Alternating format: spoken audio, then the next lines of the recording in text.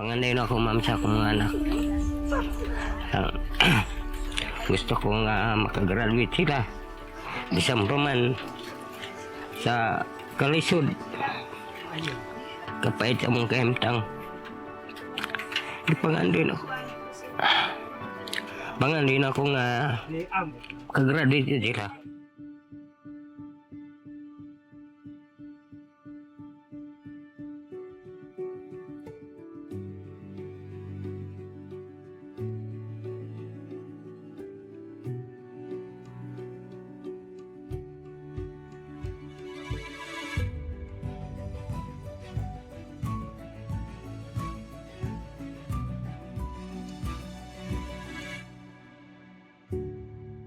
Ang pangalan si Rio Pansakala. Akong edad 15 years old. Eskwela ko sa Pangyan National High School. Ako dahil si Crisiruto Pansakala, nagpuyo sa Pangyan, Tamuga, Marilog District. Ang edad na ko, 64. Akong trabaho, farmer lang. Akong pangalan, Carmen Pansakala, nagpuyo sa Pangyan, Tamugan, Marilog District, Davao City. Ako ang edad 63. Ako si Rolidin Mabasag. Nag-eskwela ko sa Pangyan, grade 10. Ako si Lorena Mabasag. Nagpuyo ko sa Troyan. Diri mi karon dili mi among puyan. Igo ra pod mi nanarbahoan ni diri. Kay tungod lang aron makapangita pod mig i-suporta sa amo ang mga anak, among trabaho. Uling, sayog na mahornal pod mi. Aron lang suporta mi sa among mga anak ng eskwela. Ito si Rolay Mabasag. 43 years old kami. Walang tamot mo. Nasuporta sa mga anak. Uling may ginagmay. Hurnal, maraming punta sa mga anak. Rio, unsay mong gusto mahimo inig dako? Gusto ko magmaestra ng makatabang ako sa mga bata na hindi ka ba musulat basa. Pangan din ako, gusto na akong matuman ka. Army. Unsa po ang imong mga pangarap para sa imong mga anak? Ang pangarap na ako sa akong mga anak, kauman silang pag-eskwela.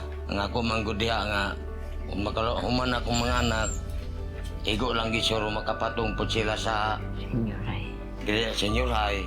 Marag maglisod na po mi pa eskwela kay tungod po sa mga kaimtang nga traces man po kaya nga mga tanom dili man po sa tanang adlaw nga namo makuhaan na mo paningabuhi alang isuportar na po nako sa akong anak. Amo gipanglantaw sa amo ang mga anak nga makahuman nga. Para sila na niya mahimong ginikanan, di sila maglisod, makakita sila trabaho, ma'am. Mao gini among pangandoy sa among anak. Ang pangandoy nako sa akong mga anak, ma'am, nang gusto ko nga maka-graduate pod sila sa ilang pag-eskwela. Bisan tanan sa among kuan kalisod pero amo gid pag naningkamot ni nga maka-eskwela padayon aron di maparehas sa amo ang ani karon kalisod gid among sa bubang. Gusto ko nga makagraduate sila. Disampo man sa kalisod. Kapait sa mong kaimtang. Panganay na ako. Panganay na ako nga makagraduate sila. Kinsa man ang inspirasyon mo sa inyo? Kung inspiration kaya akong mama pa. Ang inspirasyon sa akong kinabuhi kay unta maawa sa kalisod. Unsa po ang mga moments sa imong anak ma'am ay ka proud kay kasaya? Basta maningkamot lang siya eskwela, ma'am. Kung maningkamot siya eskwela, amo siya suportahan. Bisag nagkalisod ni. Kaya kadang uli sila, matabang man akong mo, huwag uling. Huwag nailay trabaho na mo nga, aron madali. Tabang po sila. Aron kayo kung applaud yung mga akong mga anak, kaya matabang man. Tabang ko sa ila kung tayo nga manguling. Tabang ko sa ila hagpas ag kahoy. Arong madali human. Mutabang sa unsay bulaton sa kuan.